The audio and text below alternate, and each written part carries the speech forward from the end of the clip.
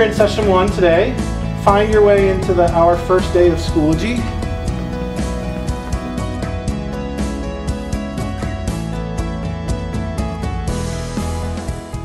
At Putnam Northern Westchester BOCES, we've had a history of working with local districts to create innovative services. So when the Learning Technology Grant was posted and the new guidelines updated for this year's grant, we saw a real natural fit to work with our local districts and other organizations in the area to create a blended learning experience for students and teachers across the regions. So today's work is the beginning of curriculum design. On day 1, we actually explored culturally responsive practices a bit, and in the online segment you explored social and emotional learning, which are 2 big goals of the grant. And so we'll touch back to those goals and those areas and those content areas as we continue to design.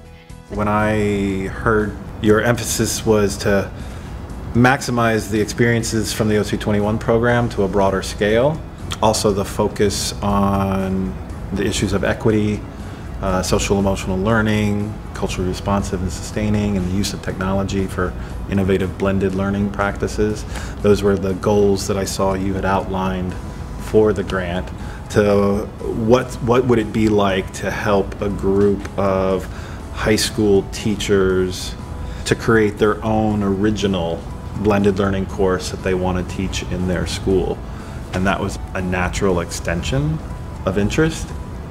This grant has given us a chance to go beyond the just equity access. That's right. It's more about designing curriculum that builds in opportunities for every student to learn.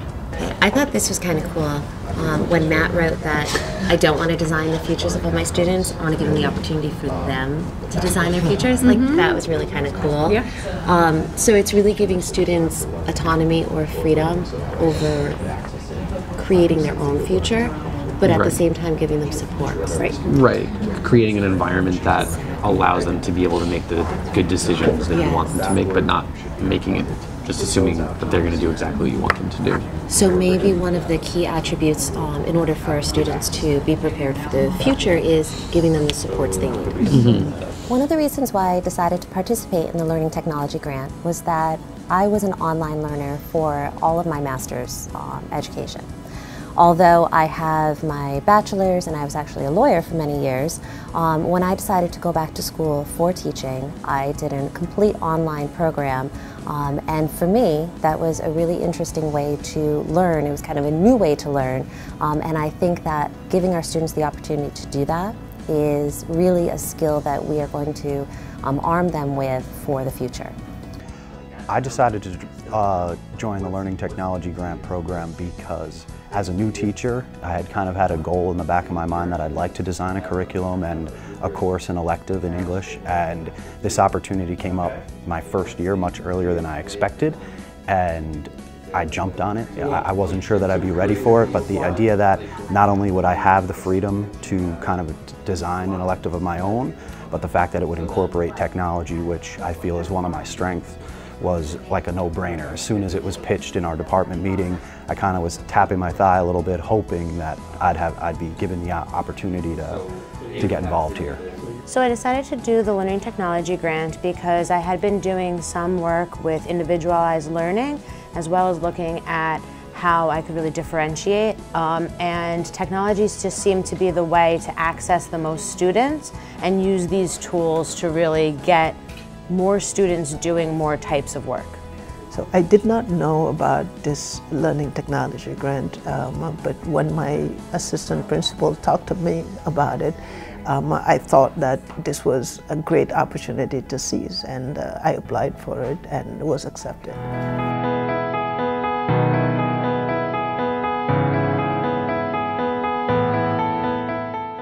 For me, the most impactful piece of learning has been the collaboration with other teachers. I've never designed a curriculum before. I've always taught courses that had curriculum already built in, and I've done backwards design from units from the standards.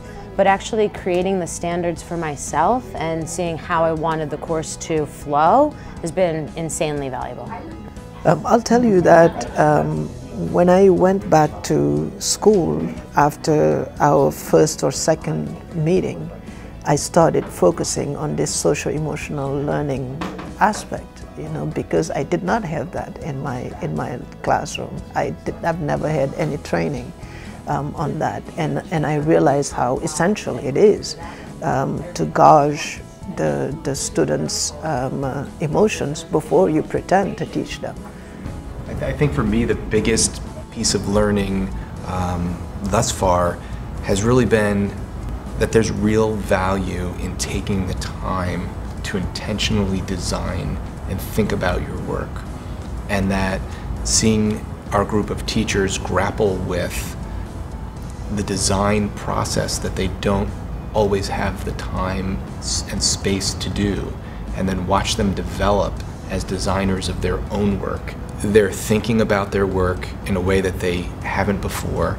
They're using the models and tools that we've developed to create reflective practice for themselves. And that's been a strong reminder that is a key foundational component to any type of learning experience that you design.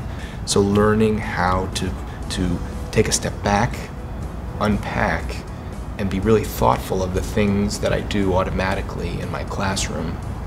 And then how can I do an equivalent, or how can I create the same outcome, and I maybe have to do that in a different way in a blended platform, has been one of the biggest pieces of learning for me. So the most impactful piece of learning for me thus far would be the online delivery of lessons. So being a teacher, we understand that we have the teaching aspect and the student learning aspect of any lesson.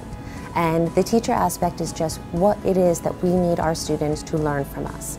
So we are experts in our own fields, and we need the students to be able to garner knowledge and information that we can then have them apply to other areas. The student learning aspect is what really differs in the blending learning environment. So in a traditional classroom, you can assess if a student gets it by give me a thumbs up or give me a thumbs down, or just walking around and seeing how they're interacting with each other. But doing that in a blended learning environment, you may not be able to assess the objectives that you're hoping that they'll meet in the same way. What do I need them to demonstrate in order for me to know that they're learning what it is that I'm giving to them? And having done this, even though it's very preliminary still, I feel like that's just making me a much better educator, and I hope to then take that and apply it across my courses, not just in my blended learning classes. For me, there's also multiple things that I've learned, but I guess the first one I'll speak to is my deepened understanding of blended instruction. Sure. Because the OC21 program was much more online, and this group is having to blend much more face-to-face and online. So through Randy's work, and even through listening to the teachers figure out the best ways to blend given the schedules they have, has helped me to better understand what it means to truly blend, so that kids are sometimes learning in the classroom face-to-face, but they're sometimes learning online, and not just doing assignments online. So for me, that's been a big shift.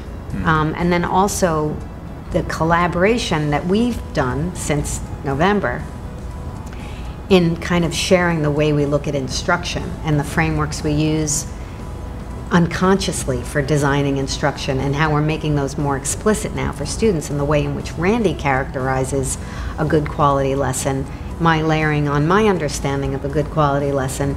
So it's sort of been this back and forth where I'm better understanding my own thinking, but also it's being pushed by Randy's thinking. So, I mean, a huge piece of this is my learning has been through the collaboration of the two of us for designing the professional development.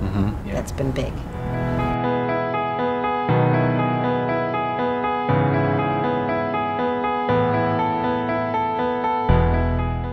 Some things that I would hope that my students would be able to take away from participating in a blended learning program. First, I really want my students to be autonomous learners.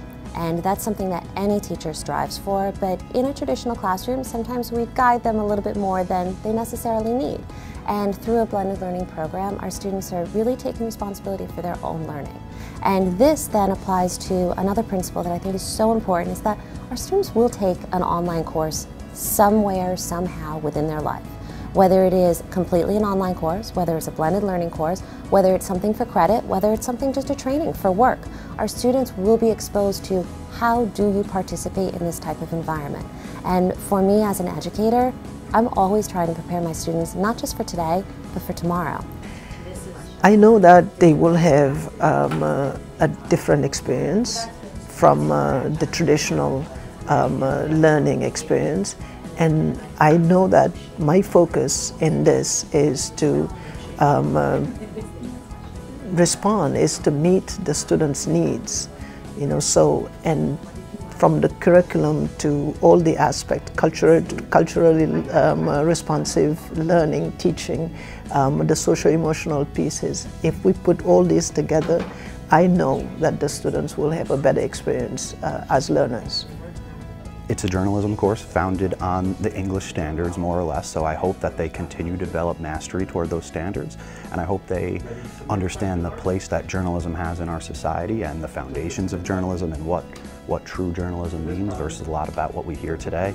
But realistically, I also hope that time management, taking control of your own workspace and things like that, not saying this is your desk, this is your seat for the year, we're going to be moving around in the classroom, they're going to have different groups and different partners at different times, exploring topics that might be a little dicey, and I want to see how they respond to those types of things. So while the content is something I hope they learn, just management skills for themselves is another big thing.